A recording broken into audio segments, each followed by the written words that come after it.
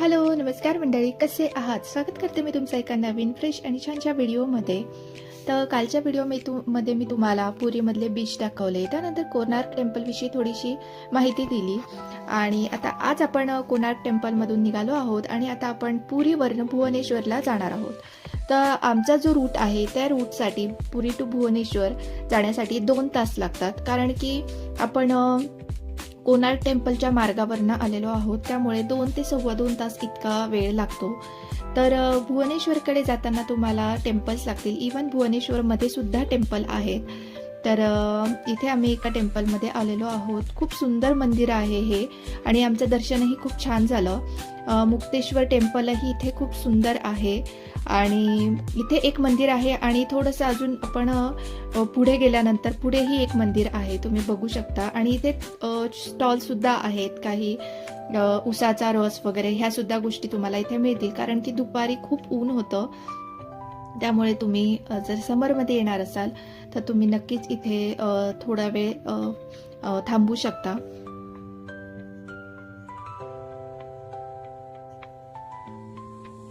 तर तिथे छान दर्शन झाल्यानंतर आम्ही पुढे निघालो आणि आम्ही शांती स्तूप इथे थांबलो. तर हेही वन ऑफ द एक फेमस स्पॉट आहे जर तुम्ही पुरीमध्ये आलेला असाल तर हाही थोडासा वरती, म्हणजे थोडासा छोटासाच घाट होता, अगदीच थोडासा, पण खूप मस्त प्लेस आहे ही. आणि इथे तुम्ही भरपूर वेळ टाईम छान स्पेंड करू शकता. अगदी शांत आणि खूप सुंदर आहे. आणि त्यासोबतच इथे संध्याकाळचा लाईट शो पण असतो. जर तुम्ही टाईमनुसार तुम्हाला अकॉर्डिंगली तुमचं मॅनेज होत असेल तर तुम्ही संध्याकाळी इथला लाईट शो पण बघू शकता. त्याच्यामध्ये भरपूर सारी इन्फॉर्मेशन तुम्हाला शांती स्तूपची भेटून जाणार, कारण की इथे असं काही वाचण्यासारखं वगैरे असं इथे काही नाही आहे. आणि जेवढं पण काही आहे ते थोडं वेगळ्या लँग्वेजमध्ये असल्यामुळे आपल्याला जास्ती काही कळत नाही. तर इथे सम्राट राजा आहे त्याच्याबद्दलचे इथे स्टोरीज वगैरे भरपूर तुम्हाला माहितीच असेल. तर आपल्या इतिहासात त्याचं भरपूर वर्णन केलेलं आहे. तर असं हे आम्ही इथेही शांती स्तूपलाही छान व्हिजिट केलं आणि मस्त वाटलं आम्हाला. तर रस्ता इथला खूप मस्त आहे, आम्हाला खूप मजा आली. आणि इथनं आम्ही त्याच्यानंतर आम्ही गेलो पुढे. तर आम्ही फायनली जे भुवनेश्वर आहे, मेन भुवनेश्वर, तिथे येऊन थांबलो, म्हणजे तिथे येऊन पोहोचलो. आणि तिथे आम्ही सगळ्यात पहिल्यांदा लिंगराज टेम्पल जे आहे, जे सगळ्यात महत्त्वाचं एक देवस्थान म्हणून मानलं जातं आणि इथे याला खूप महत्त्व आहे. आणि इथे खूप पुरातन काळातले इथे छोटे छोटे मंदिर आहे, तुम्ही बघू शकता. तर हे एक कुंड आहे आणि तिथे कुंडामध्ये तुम्ही तिथलं शुद्ध जे पाणी आहे त्याचं तुम्ही, म्हणजे ते तिथे भरपूर त्या पाण्याला महत्त्व आहे. आणि तुम्ही तिथे थोडंसं ते आपल्या अंगावर, डोक्यावर वगैरे शिंपडू शकता, कारण की तिथे थोडंसं आम्हाला माहिती सांगितली. त्याच्यानंतर आम्ही आत गेलो. तर लिंगराज मंदिरात आतमध्ये मोबाईल अलाउड नव्हता, त्यामुळे आम्ही मोबाईल बाहेरच सबमिट केला आणि मला काही जास्ती शूट करता आलं नाही. आणि त्यामुळे आम्ही दर्शन घ्यायला गेलो तर भरपूर गर्दी असते आतमध्ये. भरपूर मोठी असं जागा आहे, भरपूर छोटे छोटे मंदिरं आहेत, एकदम पुरातन काळातले दगडाचे पूर्ण मंदिरं आहेत आणि प्रत्येक मंदिरात वेगवेगळे देव आहेत, मूर्त्या आहेत. तर भरपूर इथले लोक खूप मानतात ह्या मंदिरात. तर फायनली आमचं दर्शन वगैरे झालं आणि आम्ही बाहेर आलो. त्यानंतर आम्ही पुन्हा दुसऱ्या मंदिरात गेलो. तर तुम्ही भुवनेश्वरमध्ये आल्यानंतर लिंगराज मंदिरात तुम्ही दर्शन घेऊ शकता. त्यानंतर मुक्तेश्वर, त्यानंतर शांती स्तूप मी तुम्हाला दाखवलं, रजनी टेम्पल आहे, त्यानंतर अनंत वासुदेवा टेम्पल आहे, त्यानंतर इथे इस्कॉन टेम्पल सुद्धा आहे. असे भरपूर सारे मंदिरांना तुम्ही व्हिजिट करू शकता. त्यानंतर आम्ही रिटर्न जाण्याच्या साठी गाडीत बसलो आणि जाताना आम्ही पेट्रोल पंपवर थांबलेलो. तिथे आम्हाला जरा भूक लागली म्हणून आम्ही थोडंसं कॉफी वगैरे थोडंसं खाल्लं आणि त्यानंतर आम्ही पुन्हा निघालो आणि आम्ही पुन्हा एका महत्त्वाच्या मंदिरात जाण्यासाठी निघालो.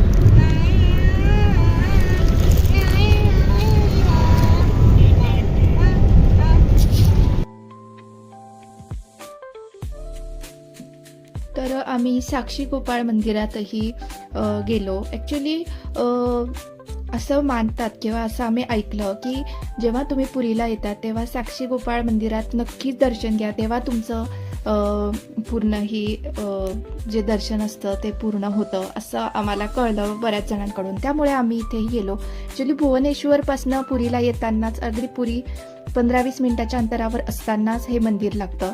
तर आम्ही तिथेही छान दर्शन घेतलं.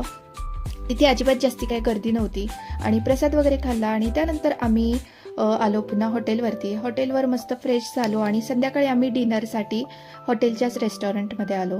तर रेस्टॉरंटमध्ये आम्हाला डिनर आणि ब्रेकफास्ट होता. तर आम्ही डिनरसाठी आलो, कॉम्प्लिमेंटरी होता. तर आम्ही डिनरमध्ये सगळ्यात पहिल्यांदा मसाला पापड मागवलेला आणि त्यानंतर आम्ही मागवलं सूप. छान सूप पिल्यानंतर आम्ही नूडल्स मागवलेले आणि त्यासोबतच आम्ही सब्जी आणि रोटीसुद्धा मागवलेली. तर सब्जी मस्त होती, रोटी छान होती आणि नूडल्सही छान. लहान मुलांना आम्ही सांगितलेले जसे थोडेसे कमी स्पायसी तसे त्यांनी बनवून दिले. तर आम्ही मस्त जेवण केलं आणि मस्त झोपलो. त्यानंतर होता थर्ड डे. तर थर्ड डेला आम्ही ठरवलेलं की आम्ही सकाळी सकाळी अगदी पहाटेच मंदिरात पुन्हा जाणार आणि पुन्हा दर्शन करणार. फर्स्ट डेला आमचं छान दर्शन झालं, मी ते तुम्हाला फर्स्ट पार्टमध्ये सांगितलंच. तर आम्ही दुसऱ्या दिवशी अगदीच खूप लवकर निघालेलो, साधारण 4:30 वाजता वगैरे, आणि मस्त आंघोळी वगैरे केल्या, छान फ्रेश झालो आणि अशा तुम्हाला मी रिक्षा दाखवलेल्याच ऑलरेडी. तर अशा रिक्षा असतात इथे आणि ह्या रात्रभर चालत असतात कारण की मंदिर इथनं जवळ होतं आणि त्यामुळे इथे रिक्षा ह्या चालूच असतात कारण की जे भक्त आहेत ते भरपूर येतच असतात त्यामुळे. तर पहाटे पहाटे आम्ही मस्त निघालो आणि आम्हाला असं वाटलेलं की पहाटे गर्दी कमी असणार, पण अजिबात नाही. पहाटे ही गर्दी त्याहून जास्त होती कारण की सगळ्यांनाच असं वाटतं की पहाटे कमी लोक येणार वगैरे असं, आणि पहाटे आरती पण असते त्यामुळे पण गर्दी होती. फायनली आम्ही अगदीच 10 मिनिटापेक्षा पण कमी, अगदी 4-5 मिनिटात आम्ही मंदिरात पोहोचलो आणि बघितलं तर भरपूर गर्दी होती. तर आम्ही सगळं बाहेरच सबमिट केल्यामुळे आम्हाला काही यातलं शूट करता आलं नाही. आम्ही मस्त दर्शन घेतलं, अगदी मस्त आमचं दर्शन झालं आणि आम्हाला प्रसादही मिळाला होता. आम्ही प्रसादही घेतला, काही आमच्यासाठी, काही मित्रमैत्रिणींसाठी, फ्रेंड्ससाठी वगैरे, त्यानंतर फॅमिली मेंबर्ससाठी असा एक्स्ट्राचा आम्ही प्रसादही घेतला आणि समस्त दर्शन झाल्यामुळे आम्हाला खूप छान वाटत होतं. आणि साधारणपणे आम्ही 9:30 पर्यंत आमचं सगळं झालं आणि मग आम्ही पुन्हा हॉटेलवरती निघालो.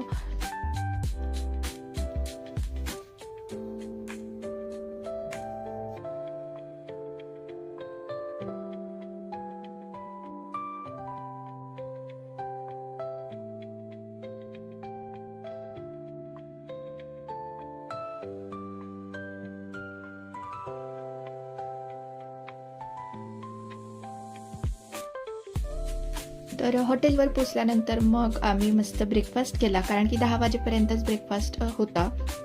तर आम्ही मस्त ब्रेकफास्ट केला आणि थोडंसं रेस्ट केली कारण की आम्ही खूप पहाटे उठलो, साधारणपणे 3:30-4 वाजता उठलेलो आणि त्यामुळे आम्ही थोडासा रेस्ट करायचं ठरवलं कारण की आधी कालचा पण दिवस तुम्ही जसं बघितलं, आम्ही भुवनेश्वरला गेलेलो आणि पूर्ण सकाळपासून ते रात्रीपर्यंत आम्ही खूप थकलेलो होतो कालच्या दिवशी पण.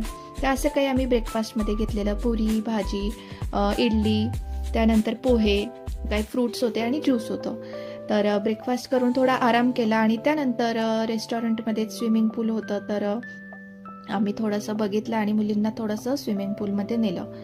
त्यानंतर दुपारी थोडा आराम केल्यानंतर दुपारी आम्ही जेवण केलं. जेवण केल्यानंतर पुन्हा थोडासा आराम केला कारण खूप थकल्यासारखं वाटत होतं आणि त्यानंतर संध्याकाळच्या वेळी आम्ही पुन्हा टेम्पलमध्ये गेलो. तर का गेलो, तर तुम्ही जसं की ऐकलंच असेल की जगन्नाथपुरीला जो फ्लॅग असतो, जो ध्वज असतो मंदिरावर, कळसावर, तर तो रोज चेंज करतात आणि इतकं उंच मंदिर आहे ते आणि ते एवढा वरती चढून ते फ्लॅग वगैरे चेंज करतात. तर तुम्ही बघू शकतात की त्यांनी ते वरती गेले, त्यानंतर तिथे एक दिवा लावल्यानंतर त्यांनी पूर्ण फ्लॅग चेंज केला आणि हे डेली रोजच हा फ्लॅग चेंज होत असतो. तर तेही आम्ही बघायला गेलेलो आणि आम्ही बऱ्याच वेळ तिथे मस्त परत टाईम स्पेंड केला, थोडं चॅन्टिंग केलं आणि थोडंसं तिथे फिरलो वगैरे, कारण की आम्ही दुसऱ्या दिवशीच म्हणजे उद्या आम्ही निघणार आहोत रिटर्न जर्नीसाठी. तर मस्त तिथे फिरलो वगैरे, तिथलं जे मार्केट होतं तिथे, आणि पुन्हा आम्ही आलो हॉटेलवरती. हॉटेलवर आल्यानंतर थोडंसं फ्रेश झालो आणि गेलो डिनर करण्यासाठी. डिनरमध्ये आम्ही घेतलं मसाला पापड, पुन्हा सूप घेतलं. तर हे वेलकम ड्रिंक म्हणून त्यांनी काहीतरी दिलेलं, काहीतरी कोकम सरबत सारखंच होतं.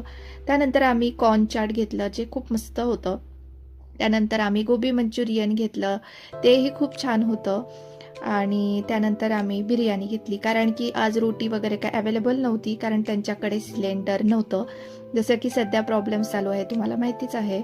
तर येस, आम्ही बिर्याणी घेतली आणि त्याच्यात फक्त पनीर आणि जास्ती करून फ्लॉवर असं होतं.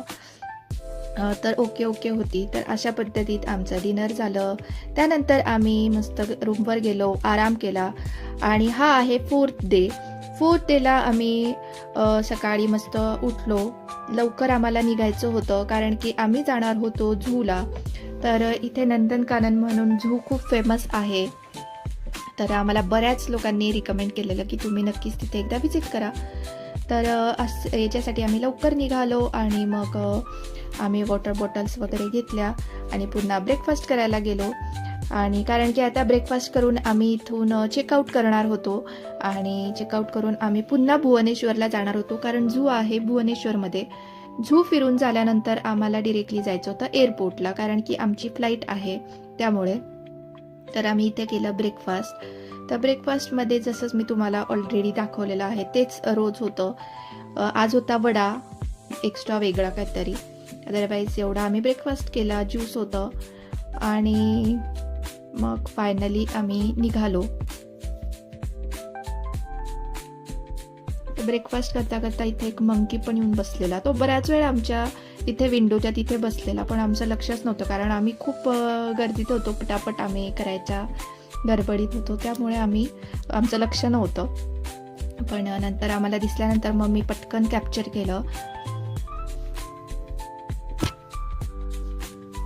तर फायनली आमचा ब्रेकफास्ट वगैरे झालेला आहे आणि आता आम्ही चेकआउट केलं.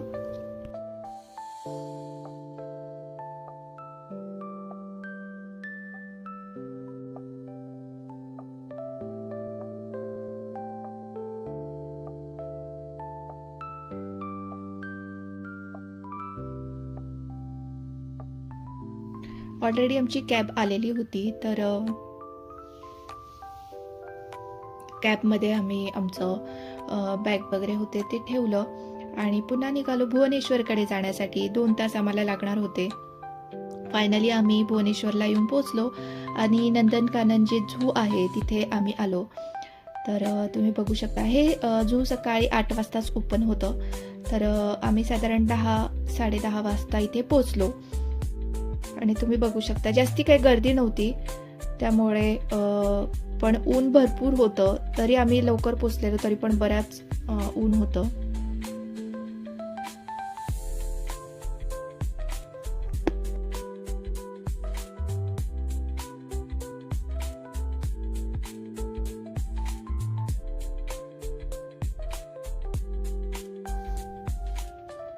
तर इथे आम्ही आत गेलो. आत गेल्यानंतर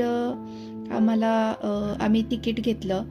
तिकीट म्हणजे आम्ही गाईडच घेतला होता, कारण की एवढी चालण्याची ताकदही नव्हती, कारण की पुढेही आम्हाला एअरपोर्टवर जायचं होतं आणि तिथेही बराच वेळ आम्हाला टाईमपास करावा लागणार होता. त्यामुळे म्हटलं आज जरासं आपण कारण की आपण तर करू शकतो मॅनेज, पण लहान मुलासोबत असल्यानंतर थोडंसं केअर घ्यावी लागते, कारण की ऊन बरंच असल्यामुळे ना सगळी एनर्जी पटकन डाऊन होत होती. तरी आम्ही वॉटर बॉटल घेतलेल्या होत्या. इथे एक खूप छान गोष्ट होती की आपल्याकडे ज्या वॉटर बॉटल्स होत्या तिथे असं 50 रुपीज देऊन त्याला एक स्टिकर लावून देत होते आणि जेव्हा तुम्ही ती झूमधनं बाहेर येणार आणि जर तुम्ही ही बॉटल त्यांना रिटर्न केली तर तुम्हाला तुमचे 50 रुपीज रिटर्न मिळणार. याचा उद्देश हाच होता की झू आतमध्ये क्लीन राहील, कारण की बरेच लोक वॉटर बॉटल्स म्हणा, काही खाण्याचे जे कचरा असतो तो इकडे तिकडे फेकतात आणि मॅक्सिमम करून बॉटल्स या इकडे तिकडे पडलेल्या असतात. त्यामुळे ही एक आयडिया मला खूप छान वाटली. तर आम्हाला आम्हीही त्याच्यावर स्टिकर लावून घेतलं आणि त्यानंतर आत गेलो.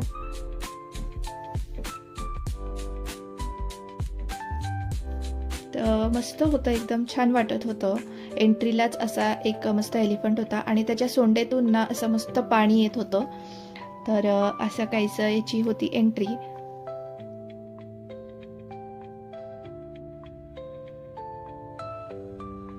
तर आम्ही ऑलरेडी गार्ड आणि तिकीट काढलेलं असल्यामुळे आम्हाला ह्या ज्या गाड्या आहेत त्याच्यासाठी ॲक्सेस होतं आणि आपल्याला जास्ती काही बघावं लागत नाही. जर गार्ड असेल तर गार्ड आपल्याला बरोबर परफेक्ट आपल्या ज्या गाडीत आहेत त्याच्यात बसवतो आणि प्रत्येक पॉईंटला नेऊन थांबवून तो पूर्ण तिथली माहिती वगैरे देतो आणि ॲनिमल्स वगैरे काही असतील तर ते दाखवतो.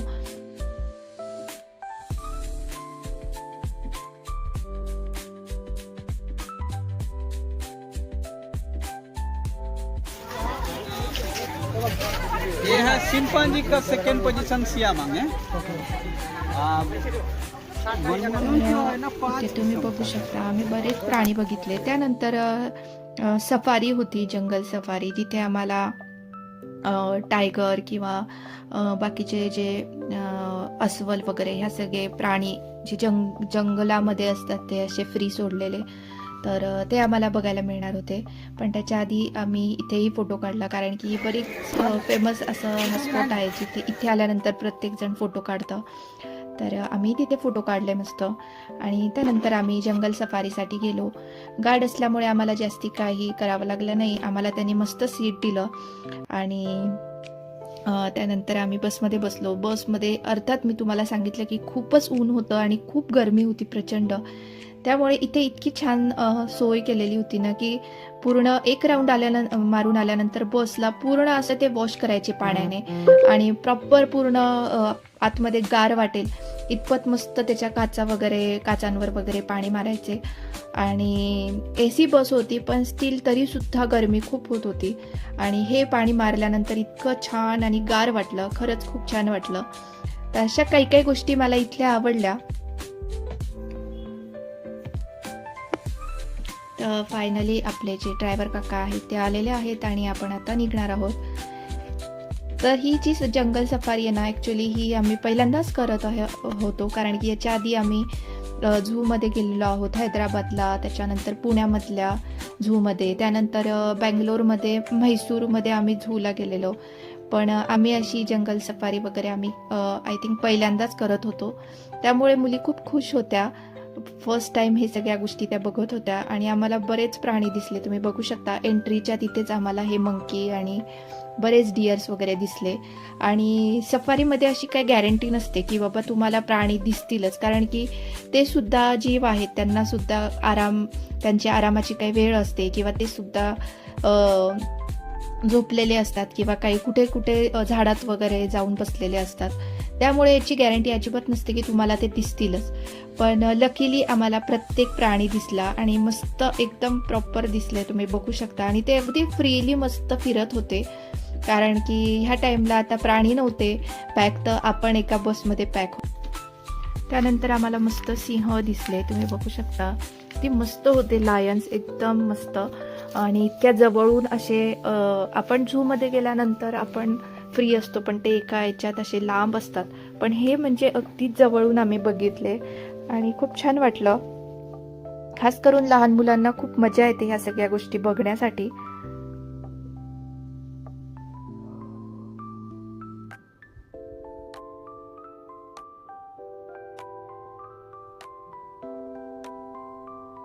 त्यानंतर होतं बेर बघण्यासाठी सफारी होती इथे. तर इथे आम्ही एंट्री केली.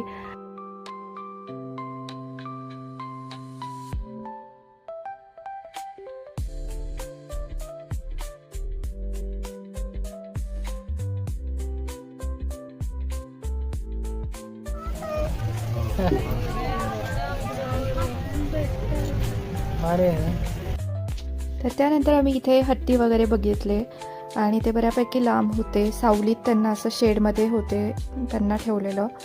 आणि त्यानंतर आमचे 2 गोष्टी राहिलेल्या बघायच्या. तर इथे पुन्हा मला व्हाईट टायगर दिसला, तुम्ही निवांत झोपला बघू शकता. तर इथे 2 गोष्टी आमच्या बघायच्या राहिलेल्या. एक म्हणजे जे ॲक्वेरियम होतं ते, आणि दुसरं बर्ड्सचं.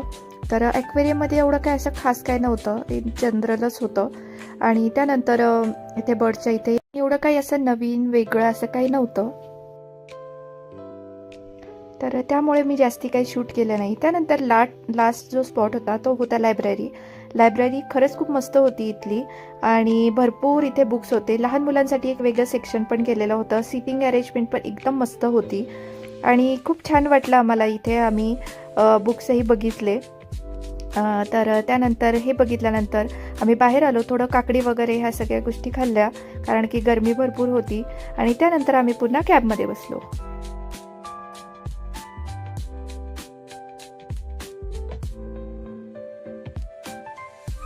मध्ये बसल्यानंतर आम्ही निघालो एअरपोर्टकडे जाण्यासाठी, आणि एअरपोर्ट वर आम्ही पोहोचलो. त्यानंतर सगळं आमचं जे लगेज होतं, बॅग्स होत्या, ते काढल्या. आता आपल्याकडे भरपूर वेळ होता आणि आता लागलेली होती भूक, म्हणून एअरपोर्टवर मस्त मॅगीचा वास येत होता. मस्त सुवास अगदी पसरलेला होता. मोह न आवरल्यामुळे आम्ही एक मॅगी घेतली, आणि खरंच खूप मस्त होती. त्याच्यात भरपूर भाज्या होत्या. तर असं काहीसं आम्ही मॅगी पटापट खाल्ली, आणि आमची बोर्डिंग स्टार्ट झाली. त्यानंतर आम्ही गेलो आपल्या फ्लाईटकडे.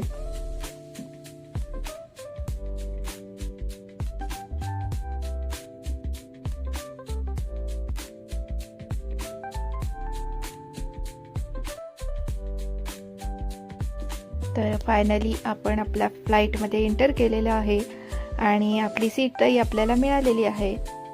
तर विंडो सीट आपल्याला एक मिळाली होती, आणि एक दुसरा इथे मधल्या बाजूला एक सीट होती.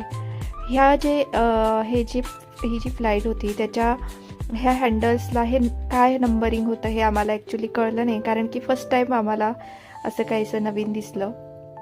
त्यानंतर जे इन्स्ट्रक्शन्स वगैरे देतात ते चालू झाले. आमची फ्लाईट जी होती ती 10 मिनटं लवकर आमची झालेली होती. ऑलरेडी आम्ही लवकरच आल्यामुळे आम्हाला काही प्रॉब्लेम नव्हता, कारण की भरपूर वेळ आम्ही साधारणपणे 1 ते 1.5 तास आम्ही टाईमपास केलेला एअरपोर्टवरती. तर आमची मस्त फ्लाईटने टेक ऑफ घेतलेलं आहे, आणि पुरीला बाय बाय करताना खरंच मन भरून आलं होतं. ही ट्रिप आमची खरंच खूप छान झाली, आणि अगदीच इमोशनली आम्ही ह्या ट्रिपबद्दल अटॅच होतो, आणि त्यामुळेच मी याचे एवढे व्हिडिओज वगैरे बनवले आणि याचा ब्लॉग बनवला, कारण की लाईफ टाईमसाठी हे आपल्याकडे छान छान आणि स्वीट अशा मेमरीज राहतात. जगन्नाथपुरीला येण्याचं आमचं स्वप्न जे होतं, जे मॅनिफेस्टेशन होतं आमचं, ते कम्प्लीट झालेलं होतं, आणि अगदी मस्त सॅटिस्फाय आम्ही मस्त पुरी सोडलं आणि पुण्याच्या दिशेने निघालो. तर मस्त इथे सनसेट दिसत होता. मी तो थोडासा कॅप्चर करायचा प्रयत्न केलेला आहे, तुम्ही बघू शकता. आणि पुरीहून आपण संध्याकाळी निघालो आणि पुण्याला रात्री येऊन पोचलो. अर्थात 2.5 तासाची ट्रॅव्हलिंग टाईम होता, पण अंधार झाला होता, आणि असं काहीसं आपलं पुणे दिसत होतं आपल्या फ्लाईटमधून. आता दुसऱ्या दिवशी पुन्हा ऑफिस असणार, स्कूल्स असणार, टिफिन वगैरे ह्या सगळ्या गोष्टींना काय काय द्यायचं, या सगळे विचार पुणे एकदा आम्ही जेव्हा वरतून व्ह्यू बघितला त्यावेळी हे सगळे विचार डोक्यात चालू झाले. आणि हा जो मॉल आहे ना, हा आपल्या अगदीच इथून इतका ब्राईट दिसत होता, तुम्ही बघू शकता. तर फायनली आम्ही लँड झालेलो आहोत आपल्या पुण्यामध्ये, आणि सगळ्यात छान मेमोरेबल अशी आमची ट्रिप झालेली आहे. तर अजूनही छान छान व्हिडिओज अक्कलकोटची एक मी तुमच्यासोबत सिरीज घेऊन येणार आहे. त्यासाठी तुम्ही चॅनलला नक्कीच सबस्क्राईब करा, आणि व्हिडिओ आवडले असेल तर नक्कीच लाईक करा, शेअर करा, आणि काही सजेशन असतील तर आम्हाला नक्कीच ते खाली कमेंट बॉक्स आहे त्याच्यात द्या. यस, तुम्ही चॅनलला सबस्क्राईब केलं असेल तर नक्कीच ते बेल आयकॉनही प्रेस करा, ज्याने तुम्हाला माझा व्हिडिओ अपलोड केल्यानंतर नोटिफिकेशन येणार.